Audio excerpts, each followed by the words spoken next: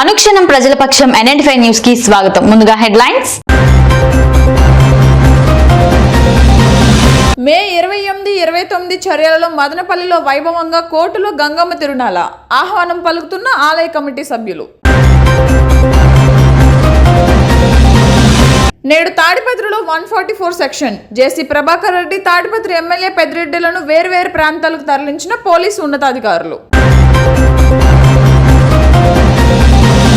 కుప్పంలో వ్యక్తి దారుణ హత్య. పాత కక్షలే కారణమా, ఆర్థిక లావాదేవీలతో హత్య చేశారా అన్న విషయాలు పోలీస్ విచారణలో తేలాల్సి ఉంది.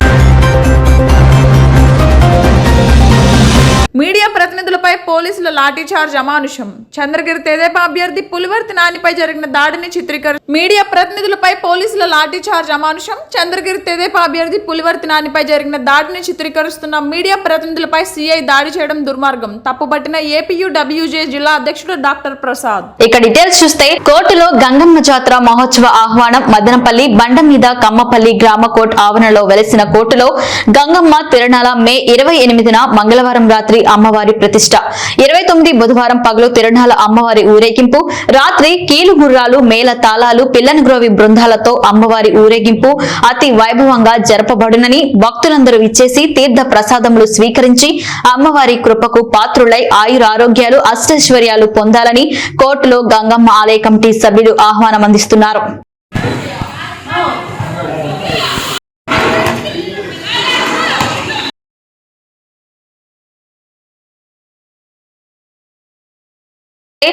మదనపల్లె పట్టణం వారపు సంతలో బస్సు ఢీకొని గుర్తు తెలియని వ్యక్తి అక్కడికక్కడే దుర్మరణం చెందాడు. మృతదేహాన్ని పరిశీలించి పంచనామా అనంతరం స్థానిక జిల్లా ప్రభుత్వ ఆసుపత్రిలో మార్చురికి తరలించారు.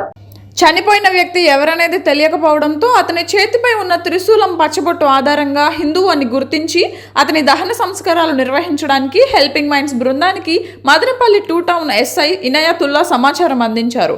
హెల్పింగ్ మైండ్స్ బృందం జిల్లా ఆసుపత్రికి చేరుకుని దహన సంస్కారాలకు పూర్తి ఖర్చును తమ సంస్థ సభ్యులు చందాలు వేసుకుని అతని మృతదేహాన్ని హిందూ శ్మశాన వాటికలో సాంప్రదాయబద్ధంగా దహన సంస్కారాలు నిర్వహించారు. ఈ సందర్భంగా హెల్పింగ్ మైండ్స్ వ్యవస్థాపకుడు అబూబకర్ సిద్దిక్ మాట్లాడుతూ, బస్ ఢీకొని చనిపోయిన వ్యక్తి ఆచూకీ దొరకపోవడంతో 2 టౌన్ SI ఇనియాతుల్లా సమాచారం మేరకు తమ సంస్థ బృందం ముందుకు వచ్చి మృతదేహానికి హిందూ సాంప్రదాయం బద్ధంగా దహన సంస్కారాలు నిర్వహించామని, ఎవరూ లేని వారికి తమ సంస్థ ఆత్మ బంధువులుగా ఎల్లప్పుడూ ఉంటుంది అని పేర్కొన్నారు. ఈ కార్యక్రమంలో హెల్పింగ్ మైండ్ సంస్థ సభ్యులు ఆనంద్, బాబజాన్, ఇలియాస్, శశి, కిరణ్ పాల్గొన్నారు. చంద్రగిరి నియోజకవర్గం EVMలను స్ట్రాంగ్ రూమ్లకు చేరుస్తున్న సందర్భంగా వైసీపీ టీడీపీ వర్గీయుల మధ్య జరుగుతున్న దాడిని కవరేజ్ చేస్తున్న మీడియా ప్రతినిధులపై పోలీసులు లాఠీచార్జ్ చేయడం దారుణమని APUWJ జిల్లా అధ్యక్షుడు డాక్టర్ ప్రసాద్ ఒక ప్రకటనలో తీవ్రంగా ఖండించారు. ఇరు వర్గాల మధ్య చోటు చేసుకున్న ఉద్రిక్త పరిస్థితులను కవర్ చేస్తున్న ఫోటో జర్నలిస్టులు, వీడియో జర్నలిస్టులు, పాత్రికేయులపై పోలీసు సిబ్బంది విచక్షణారహితంగా లాఠీచార్జ్ చేయడం దారుణమన్నారు. ఇరు వర్గాలు అక్కడికి చేరుకున్న సందర్భంలో తగు భద్రతా చర్యలు చేపట్టడంలో పోలీసులు విఫలమయ్యారని విమర్శించారు. ఈ ఘటనలో దాదాపు 10 మంది జర్నలిస్టులు గాయాల పాలయ్యారని చెప్పారు. విధి నిర్వహణలో ఉన్న మీడియాపై దాడి చేసిన పోలీసు సిబ్బందిపై చర్యలు తీసుకోవాలని డిమాండ్ చేశారు. ఎన్నికల సంఘం ఈ ఘటనపై తీవ్రంగా స్పందించాలని కోరారు. పోలీసుల వైఖరిని నిరసిస్తూ ఈ ఘటనను పాత్రికేయులందరూ ముక్త ఖండంతో ఖండించాలని కోరారు. కుప్పం పట్టణంలోని R&P అతిథి గృహం వద్ద వ్యక్తి దారుణ హత్యకు గురైన ఘటన బుధవారం చోటు చేసుకుంది. స్థానికుల సమాచారంతో పోలీస్ సిబ్బందితో DSP శ్రీనాథ్ ఘటనా స్థలానికి చేరుకుని మృతదేహాన్ని పరిశీలించారు. మృతుడు పెద్ద బంగారు నత్తం గ్రామానికి చెందిన మనీగా గుర్తించారు. వ్యవసాయ పనులు చేసుకుంటున్నామని, వర్షాలు లేకపోవడంతో కూలి పనుల కోసం కుప్పం వస్తూ జీవనం సాగిస్తున్న నేపథ్యంలో గుర్తు తెలియని వ్యక్తులు మనీపై దాడి చేశారా లేక పాత కక్షలతో హత్య చేసి పరారయ్యారా అన్న విషయాలు పోలీస్ విచారణ చేయాల్సి ఉంది. రామాపురం తెలుగుదేశం పార్టీ సీనియర్ నేత, మాజీ ఎమ్మెల్యే గడికోట ద్వారకానాథ్ రెడ్డి తన పుట్టినరోజు వేడుకలు నిడంబరంగా జరుపుకున్నారు.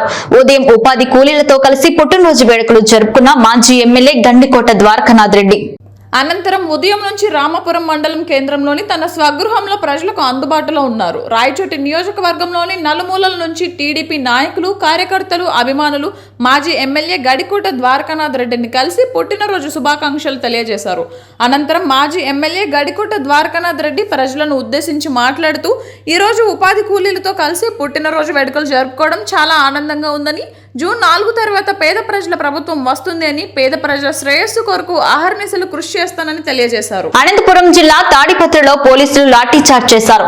గత 2 రోజులుగా జరుగుతున్న ఘర్షణల నేపథ్యంలో బుధవారం తెల్లవారుజామున మాజీ ఎమ్మెల్యే జేసీ ప్రభాకర్ రెడ్డి, ఎమ్మెల్యే కేతిరెడ్డి పెద్దారెడ్డి నివాసాల వద్ద ఉన్న కార్యకర్తలను పోలీసులు లాఠీ చార్జ్ చేసి అదుపులోకి తీసుకున్నారు.